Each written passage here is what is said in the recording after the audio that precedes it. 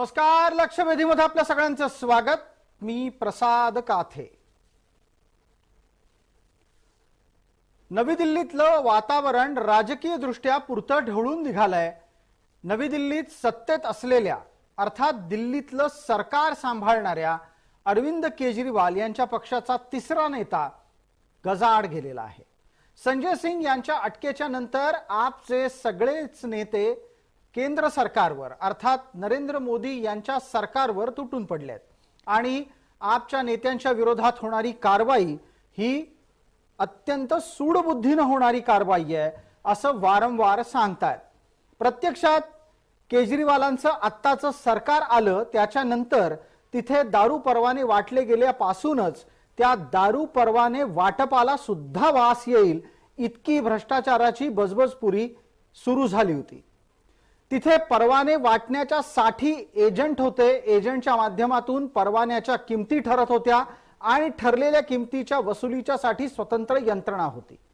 इतकंच नव्हतं तर जे जे काही या सगळ्यात वापरलं गेलं आहे अर्थात इलेक्ट्रॉनिक डिव्हाइस पासून ते इतरही संवादाच्या माध्यमांपर्यंत ते सगळं वेळोवेळी बदललं जाईल आणि नष्ट होईल या प्रकारची यंत्रणा सुद्धा कार्यान्वित होती.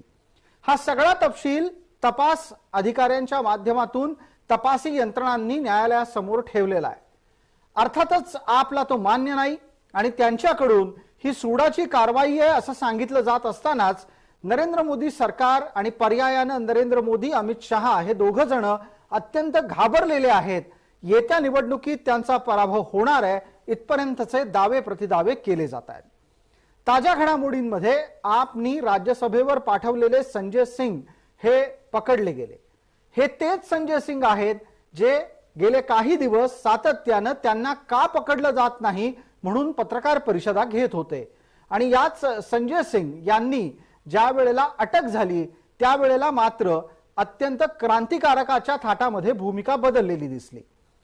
हे सगळं घडत असताना एका बाजूला आपच्या विरोधातली कारवाई होतीये पण त्याला इंडिया आघाडीतून म्हणावा तसा प्रतिसाद मिळत नाही.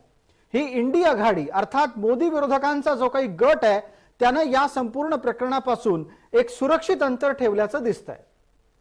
वक्तव्य करण्यापुरते आपच्या सोबत असल्याचं दाखवणारे नेते या संपूर्ण अटक सत्राच्या प्रकरणानंतर रस्त्यावर उतरतायत, आंदोलन करतायत असं कुठं दिसलं नाही. जे काही आतापर्यंत काँग्रेस आणि काँग्रेसच्या जवळपासच्या नेत्यांच्या बाबत घडत होतं ते आता आपच्या नेत्यांबाबत घडायला लागल्याच्या नंतर मोदी विरोधकांच्या मधली एकी कुठं गेली हाही सवाल आहेच. पण याही पेक्षा मूलभूत सवाल निश्चित उपस्थित राहतो की आपचे नेते धुतल्या तांदळासारखे आहेत का. या निमित्तानं आपल्या सोबत चर्चेत सहभागी होणाऱ्या मान्यवरांचा मी आपल्याला पटकन परिचय करून देतो. आपल्या सोबत आपकडून प्रवक्ता या नात्यानं मुकुंद किर्दत्त जोडले गेलेले आहेत.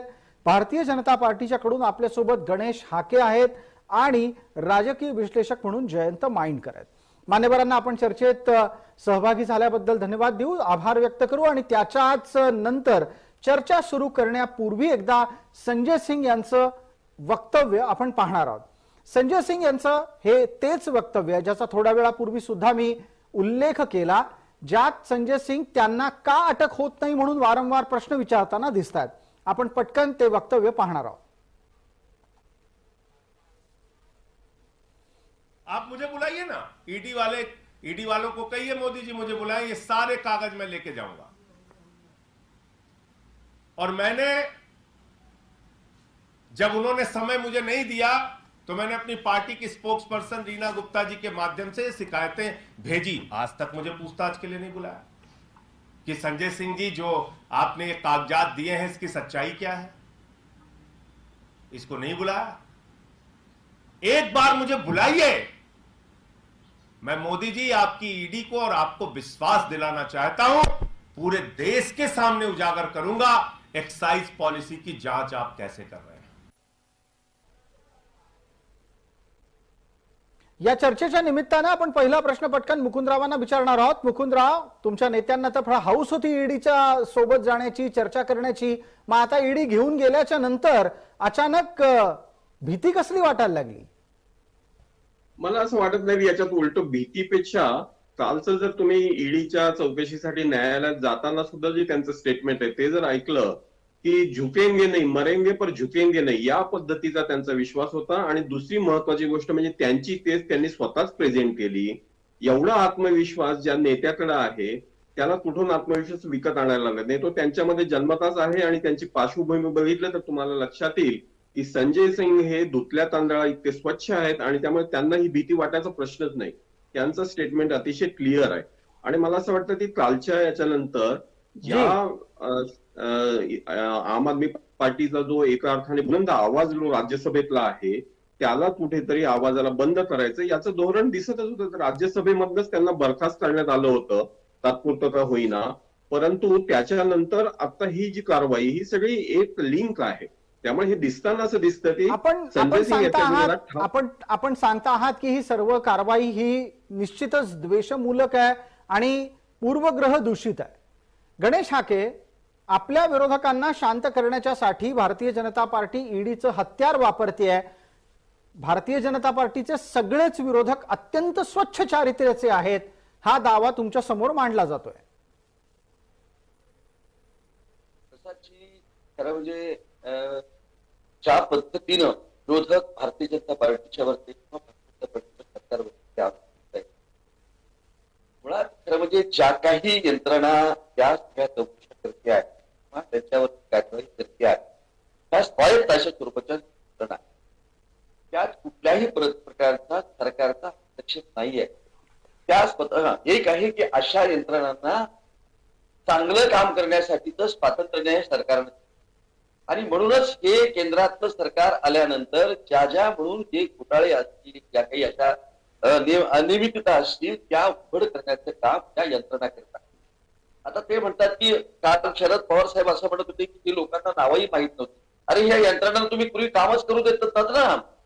कारण लोक तुमचे सगळे भ्रष्टाचारी प्रत्येकाला तुम्ही पांघरून घालण्याचं काम तुम्ही करत होता. त्यामुळे आणि त्या सरकारच्या इतक्या दबावाखाली होत्या की होणारा जो काही देशाचा राष्ट्राचा जे नुकसान होणार ते भ्रष्टाचार असेल घोटाळे असतील याच्याबद्दल चौकशी करण्याचा त्यांना अधिकारच तुम्ही दिलेला नव्हता किंवा करूच देत नव्हता.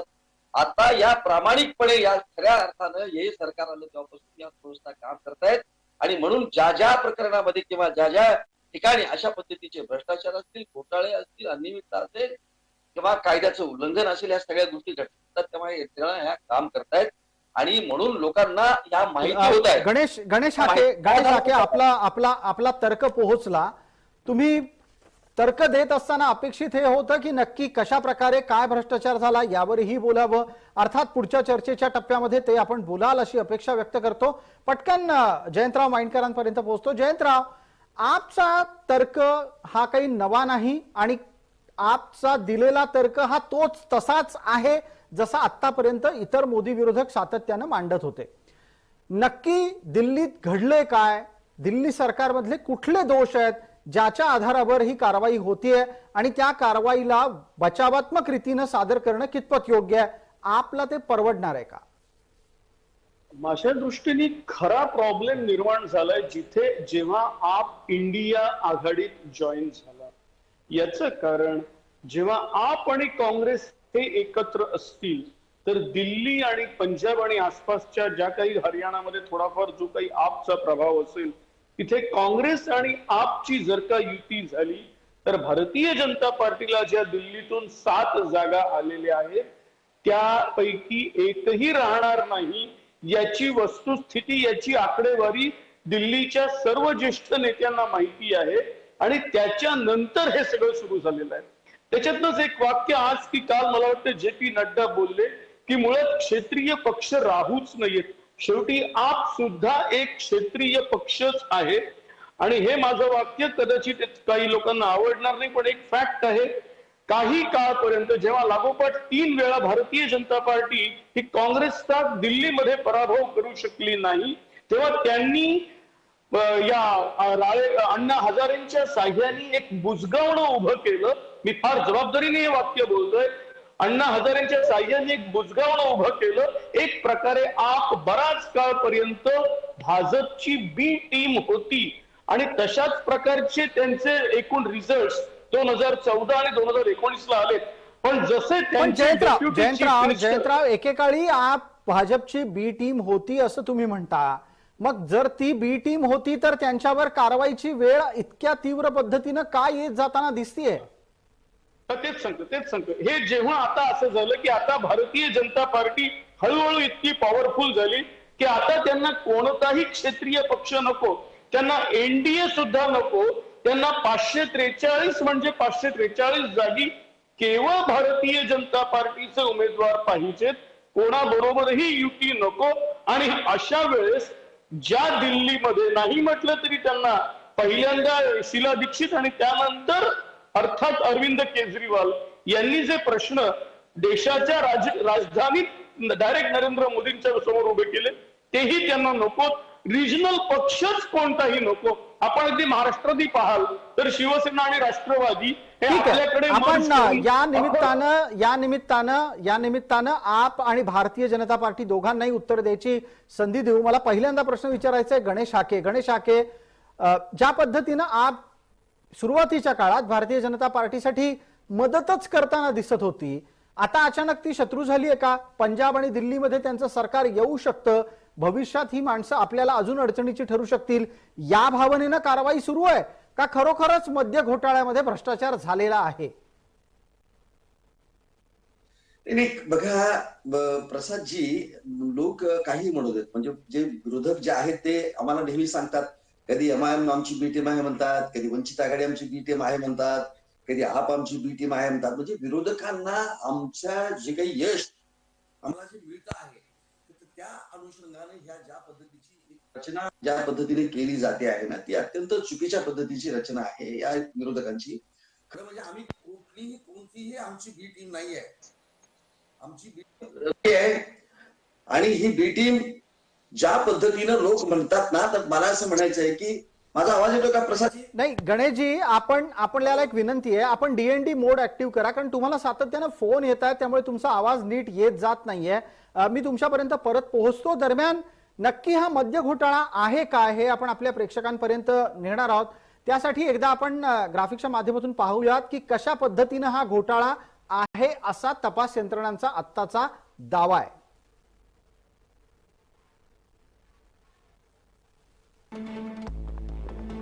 दिल्लीत नवं मद्य धोरण 2020 मध्ये लागू झालं आणि 2020 मध्ये तयार झालं आणि 21 मध्ये लागू झालं. दिल्लीत 32 विभाग तयार करण्यात आले ज्यामध्ये हा मद्य परवाना दिला जाणार होता. प्रत्येक झोन मध्ये जास्तीत जास्त 27 मद्याची दुकानं उघडण्यात येणार होती. नवीन मद्य धोरणानुसार सर्व दारूची दुकाने ही खाजगी करण्यात आली. सरकार मद्य विक्रीपासून बाहेर पडणार हे त्यातून सूचित करण्यात आलं.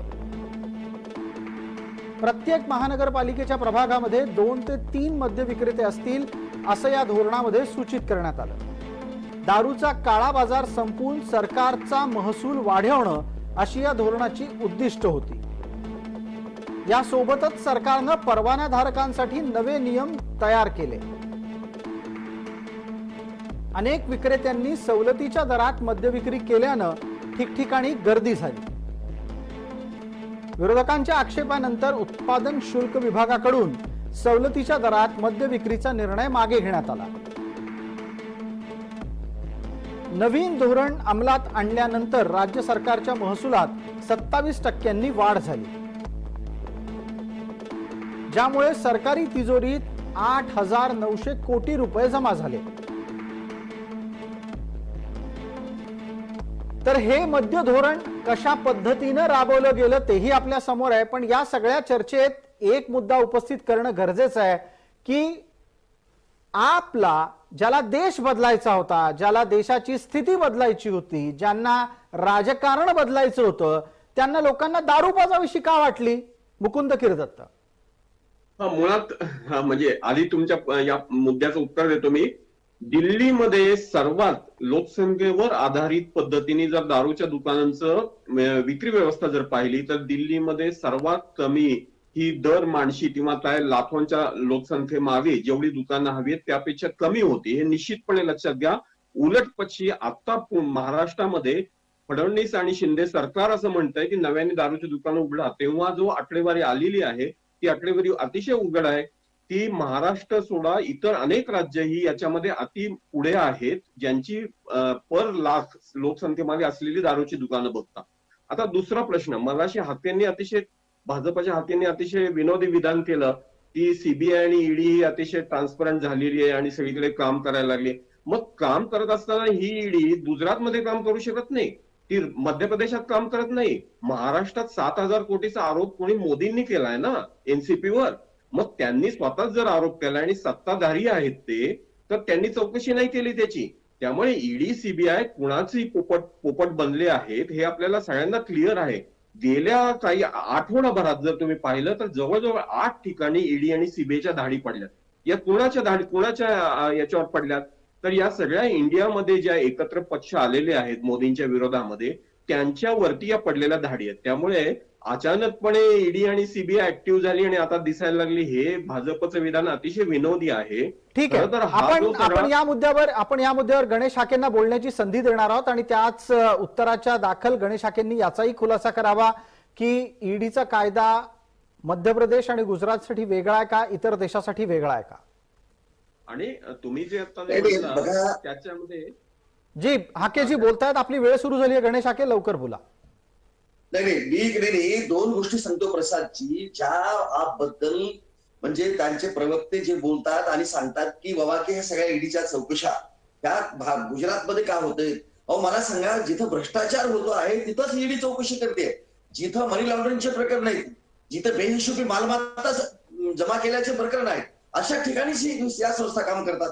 जिथं ज्या गोष्टी काही घडतच नाही तिथं तुम्ही चौकशी करायला सांगता, म्हणजे किती हास्यास्पद आहे तुमचं विधान. म्हणजे गणेश हाके आपल्याला असं सांगायचं आहे, का की मध्य प्रदेश आणि गुजरात मधली सरकार अत्यंत धुतल्या तांदळासारखी आहेत, तिथं कोणत्याही प्रकारे काहीही आर्थिक गैरव्यवहार घडत नाहीत, म्हणून ईडी सीबीआय जात नाहीत. किती स्वच्छ आहे त्यांच्या. आता आपल्याकडे इतिहास आहे त्यांचा. आमदार अमानुल्लाह खान असतील, सोमनाथ भारती असतील, विजय सिंगला असतील, निशा सिंग असतील, हे सगळे लोक, किंवा युवराज सिंग जडेजा असतील, ह्या सगळे लोक आपचे आहेत. आणि मला सांगा, आता तर समजा आता तिसरा म्हणजे मोठा फार म्हणजे ज्याला खरं म्हणजे आपमधला मोठा नेता आहे, 2 मंत्री ऑलरेडी तुरुंगात आहेत. मला सांगा, यांचा इतिहास हा सगळा असताना, हे भ्रष्टाचारी असताना स्वतः सोजवळपणाचा हवा आणून सगळीकडे सांगतायत की आमच्यावरती म्हणजे किंवा ईडीच्या आणि तपास यंत्रणा आमच्यावर जाणीवपूर्वक काम करतात म्हणून. जर तुम्ही केस ऋतुया दर्जासारखे स्वच्छ असाल तर मला सांगा की तुमच्यावरती अशा पद्धतीच्या ईडीच्या चौकशा होणारच नाही. याचं उत्तर आहे आपल्याकडे. मुकुंदराव, तुम्ही ज्या पद्धतीने प्रश्न विचारले, मुकुंदराव याचं उत्तर आपल्याकडून अपेक्षित करूयात. आणि एक मुद्दा यातला अजून अपेक्षित आहे की मध्य प्रदेश आणि गुजरातची उदाहरणं देणं ठीक आहे, पण तुमचं सरकार ज्या पद्धतीनं परवाने वाटत होतं आणि त्यातून मोठ्या प्रमाणात आर्थिक उत्पन्न करत होतं, जे तपास यंत्रणांनी समोर आणलंय ते सुद्धा खोटं आहे. ते अतिशय महत्वाचा आहे. हा तुम्ही जो मुद्दा म्हणला ना, तो अतिशय महत्वाचा आहे. तो सामान्य माणसाला समजलेला नाही, तो मी मुद्दामून सांगतो. हे जे विधेयक मुळात जी पॉलिसी आली, ती पॉलिसी 3 मंत्रालयांनी सँक्शन केली. एकटं एक्साईज डिपार्टमेंट नाही, 3 मंत्रालयांनी सँक्शन केली. त्यानंतर तिथल्या राज्यपालांनी त्याला मान्यता दिली, त्यांनी काही सुधारणा सुचवल्या, त्या सुधारणांप्रमाणे बदल झाले, त्यानंतर ही पॉलिसी लागली गेली. आणि मग त्यानंतर तुम्ही जी आकडेवारी सांगितली ती खरोखर आहे. ती 7,000 कोटींचा एक्साईज इन्कम जे आहे वाढलं, 27% उत्पन्न वाढलं दिल्लीमधलं, हे उत्पन्न वाढलं. अशी उत्पन्न देणारी ही पॉलिसी होती, अतिशय चांगली पॉलिसी आहे. आता प्रश्न असा आहे की याच्यामधून काही पैसे मिळाले का, असा प्रश्न जेव्हा निर्माण होतोय तेव्हा आपल्याला काल सुप्रीम कोर्टाने जे फटकारलं आहे ईडी आणि सीबीआयला, याच्यामध्ये लक्ष घालायला पाहिजे. ती कोर्टाने स्पष्ट असं, सर्वोच्च न्यायालयाने असं म्हटलं की तुम्हाला 1 पैशाचा पुरावा सापडत नाही. तुम्ही पुरावा म्हणून कुणाला आणताय? तर जो माफीचा साक्षीदार झालाय त्यालाच तुम्ही कोर्टापुढे आणताय आणि त्याच्या स्टेटमेंटवर आधारित ही सगळी केस उभी असेल तर सिसोदियांना आपण त्यांना शिक्षा सुद्धा होणार नाही, 1 मिनिटात त्यांना मोकळं करायला लागेल, असं विधान सर्वोच्च न्यायालयाने म्हटलेलं आहे.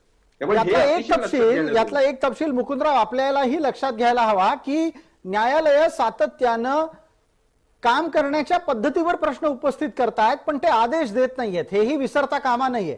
आणि याच अनुषंगानं माझा पुढचा प्रश्न हा जयंतरावांना आहे. जयंतराव, आपण राजकारणात जवळून जर समजा आपला पाहिलं तर व्यक्तिगतरित्या अरविंद केजरीवाल ही व्यक्ती आणि त्यांचं व्यक्तिमत्व तुम्हाला कसं वाटतं? कारण हा प्रश्न तुमच्यापर्यंत याच्यासाठी आलाय की ज्यांना ज्यांना अरविंद केजरीवाल यांचा पर्याय समजलं गेलं ते योगायोगानं तुरुंगात कसे गेले? या लेव्हलला हा जाणीवपूर्वक नेण्याचा प्रयत्न केला जातोय. शेवटी मनीष सिसोदिया सुद्धा आपल्याच व्यवसायातले एकेकाळी पत्रकार असलेले, मला एक समजत नाही कोणी स्प्रेड केलं, पण मनीष सिसोदिया यांची प्रथम पत्नी, द्वितीय पत्नी अशा प्रकारच्या बातम्या का त्यांना अरेस्ट केल्यानंतर स्प्रेड केल्या गेल्या? मला आपशी काहीही कर्तव्य नाही. मी खुलेआम आपला 2014-2019 ला भाजपची बी टीम म्हणून संबोधलेलं आहे. मी हेही सांगितलेलं आहे की अण्णा हजारे आणि त्यांचे जे कोणी सहकारी होते त्यांच्या भरोशावर आप नावाचं बुजगावणं उभं करून भाजपनी काँग्रेसचा पराभव केला दिल्लीमध्ये. पण या लेव्हलला हे नेणं आणि ते सुद्धा आता आपल्याला हे नको असताना नेणं, मुद्दामून जाणीवपूर्वक अरविंद केजरीवालांच्या विरोधात मनीष सिसोदिया म्हणा, संजय सिंग म्हणा, जे पॅरलल होऊ शकत असतील की नाही हा त्यांचा प्रश्न आहे. कदाचित प्रत्येक पक्षात अशी स्पर्धा असते आणि ती असलीच पाहिजे आणि म्हणून तुम्ही त्यांना जेलमध्ये टाकता. एक प्रकारचं बार्गेनिंग होत आहे. बर, ज्या भुजबळांना तुम्ही 2.5 वर्ष जेलमध्ये ठेवता तेच भुजबळ आज तुमच्या मांडीला मांडी लावून मंत्री म्हणून बसू शकतात. ज्या अजित पवारांवर 70,000 कोटीचा आरोप 2 ते 3 दिवसांच्या पूर्वी आदरणीय पंतप्रधान भोपाळमध्ये करतात, तेच लगेच या राज्याचे उपमुख्यमंत्री कसे बनवू शकतात? मला असं वाटतं यावर उत्तर लागेल. आणि गणेश हाके आपल्या सोबत आहेत. गणेश हाकेंनी याचं उत्तर द्यावं, वेळेची मर्यादा पाळावी. गणेश हाके, आपण बोलायला सुरुवात करा. आमचे मित्र माइंडकर यांना माझी विनंती आहे, खरं म्हणजे की आपण ज्या विषयावरती चर्चा करतो आहे की त्या विषयावरती मला सांगे त्या विषयाशी संबंधित माझं तुम्ही जर काढला तर मग संबंध आम्हाला म्हणजे युपीएच्या सरकारमधल्या सगळ्या घोटाळ्यासही आपली चर्चा करावी लागेल. प्रश्न असा आहे की आज ज्या विषयावरती आपण चर्चा करतोय ते म्हणजे दिल्लीमधल्या मद्य जे धोरणाच्या संदर्भात झालेल्या घोटाळा आणि भ्रष्टाचार संदर्भात आणि त्या अनुषंगानं ज्या काही लोकांवरती ईडीनं चौकशा केलेल्या आहेत, जे काही लोक तुरुंगात आहेत आणि त्याच्या संदर्भातली आपली चर्चा आहे.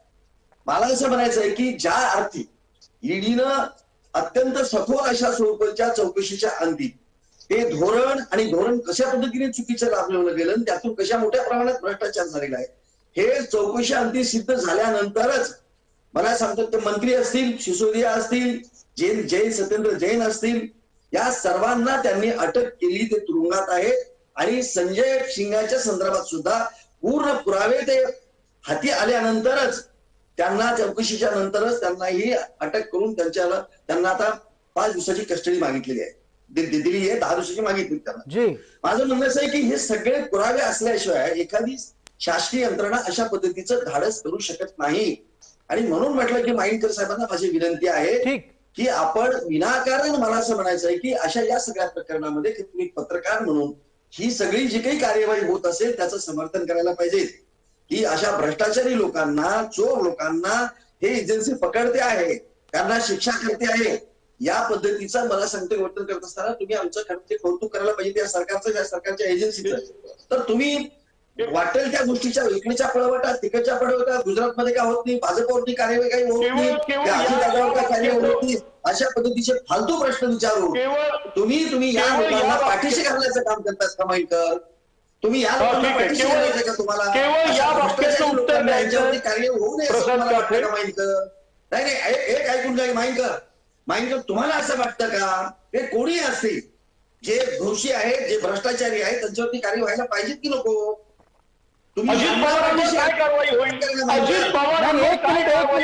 माइंडकर जरा थांबा. आज विषय दिल्लीचा आहे, आपल्याला महाराष्ट्राची चर्चा आज नाही करायची, आपण आठवडाभरती करतच असतो.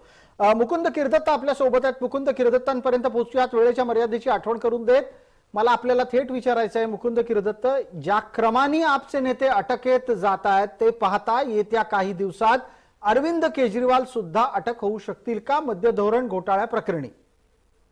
याच्यात अत्यंत एक महत्वाची गोष्ट आपल्याला लक्षात घ्यायला पाहिजे. 15 महिने या प्रकरणाची चौकशी चालू आहे. तथाकथित हे जे प्रकरण आहे मद्य घोटाळा, त्याची 15 महिने चौकशी चालू आहे. 500 लोकांची साक्ष नोंदवली गेलेली आहे.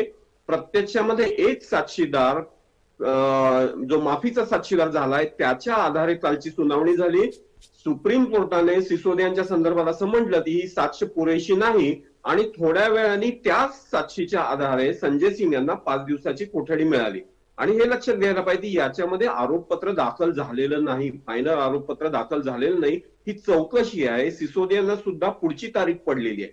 तारीख पे तारीख हा भारतीय कोर्टाचा जो नमुना आहे त्याच्यामुळे अशा पद्धतीची अजब केस परसेप्शन क्रिएशन करण्यासाठी लोकांमध्ये मानसिकता तयार करायची ती आम आदमी पार्टी ही बदनाम व्हावी जी. या उद्देशाने केलेलं षडयंत्र आहे असं आमचं निश्चितपणे म्हणणं आहे. पण त्या मग मुकुंद खिरदत्त षडयंत्रामध्ये यातला एक अनेक- छोटासा मुद्दा घेतो आणि आपल्या समोर ठेवतो, तो वेळेच्या मर्यादेची आठवण करून देतो. असा आहे की तुम्हाला काय वाटतं, नरेंद्र मोदी आणि अमित शहा ही मंडळी अरविंद केजरीवालांना घाबरली आहेत? अरविंद केजरीवाल हे भारताचे काय आगामी पंतप्रधान व्हायला निघाले आहेत? ही 100% गोष्ट आहे. ती इंडियाला घाबरलेले आहेत मोदी. त्यामुळे ही जी बेरजेची गणित झाली इंडियामुळे त्याची भीती निश्चितपणे भाजपला वाटते. गुजरातमध्ये सुद्धा आपला जी 13% मतं मिळाली त्याची पण भीती आहे. या सगळ्या भीती या इंडिया गोष्टी चालू आज आहेत. उगवली आहे. याच्यापूर्वी याच्यापूर्वी इंडिया आज उगवलेली आहे. इंडिया उगवण्यापूर्वी ह्या आपच्या नेत्यांच्या वरती कार्यवाही झालेत आणि अनेक लोकांच्या वरती कार्यवाही होऊन त्यांना शिक्षा झालेली आहे वेगवेगळ्या प्रकरणामध्ये. आप हा एक गुंडांचा पक्ष आहे अशी म्हणायची वेळ आज आलेली आहे. भ्रष्टाचारी लोकांचा पक्ष आहे आणि हे लोकांनी आता सिद्ध कोर्टाने आणि कायद्याने सिद्ध केलेलं आहे. ज्या मला वाटतं साहेबांनी हर्षवर्धन केजरीवालांनी पाटलांचं विधान पण ऐकावं. त्यांनी दिल्लीची सत्ता कमवली आणि लोकांच्या समोर एक फार मोठा एक म्हणजे काय त्याला म्हणतात की देव माणूस अशा पद्धतीची प्रतिभा निर्माण करून भ्रष्टाचाराच्या विरोधात लढणारा एक फार मोठा चळवळी नेता म्हणून त्यांनी आपला यांनी प्रोजेक्ट केलं होतं. ते सगळे यांचं पितळ आता उघडं पडायला लागलंय. तुम्ही म्हणाला ते बरोबर आहे. काही दिवसानंतर केजरीवालला स्वतः जेलमध्ये जावं लागेल कारण या सगळ्या प्रकरणाचा चौकशीसाठी नाही या सगळ्या प्रकरणाचा सूत्रधार केजरीवाल आहे. मुकुंद खिरदत्त उत्तर देतील याचं. अरविंद केजरीवाल या सगळ्याच भ्रष्टाचाराच्या मागचे जर महत्वाचे व्यक्ती असतील तर त्यांच्यावर कारवाई झाल्यानंतर तुमचं उत्तर काय असेल? अध्यक्षतेखाली सगळ्या ह्या पॉलिसीज ठरलेल्या आहेत. या सगळ्या गोष्टीला ते साक्षीदार आणि जबाबदार आहे. मला असं वाटतं की यांना अपेक्षा अजितदादांसारखी त्यांच्या गटाकडे येणाऱ्या माणसांची आहे ज्यांना व्हाईट मशीन त्यांच्या वॉशिंग मशीन मधून चालून घेता येतील. दिल्लीच्या मध्य धोरणासंदर्भात झालेल्या घोटाळ्या संदर्भातली चर्चा चालू आहे. ठीक आहे. त्यामुळे आपण इथल्या अजितदादा नारायण राणे यांच्याविषयी बोलायचं नाही का? नाही, आजचा मुद्दा अरविंद केजरीवालांवरील कारवाईच्या नंतर आपची भूमिका काय असेल असा आहे. तुमच्या लेखी तुम्हाला वाटतं का, स्वप्न पडतात का की अरविंद केजरीवालांवर ही कारवाई झाली आहे का अरविंद केजरीवाल हे या सगळ्यांपेक्षा वेगळे आहेत आणि त्यांच्यावर काहीही कारवाई होणार नाहीये? आपच्या सर्व नेत्यांवरती कारवाई होऊ शकते आणि ते हजारो संजय सिंग रस्त्यावरती उतरतील हे आम्ही तुम्हाला सांगू शकतो. आम आहे, इमानदार आहे आणि त्यामुळे ही कारवाईची भीती टांगती तलवार ठेवण्याचं धोरण भाजपचं असू शकतं. त्यांचे जसे प्रवक्ते म्हणतात की हे ते त्यामुळे प्रवक्ते सुद्धा ईडीच्या वतीने बोलू शकतात, सीबीआयच्या वतीने बोलू शकतात. ते अशा पद्धतीची धमकी देतात हे आपल्याला संसदेमध्ये सुद्धा बघायला मिळालेलं आहे. ठीक आहे, आपण वेळ मर्यादेत चर्चा आटोपती घेतोय. तूर्त आपण सर्व मान्यवर चर्चेत सहभागी झालात आणि आपली भूमिका मांडलीत त्याबद्दल आपले मनपूर्वक आभार. लक्षवेधीच्या या भागामध्ये तूर्तास इतकंच. सर्व प्रेक्षकांना जय महाराष्ट्र.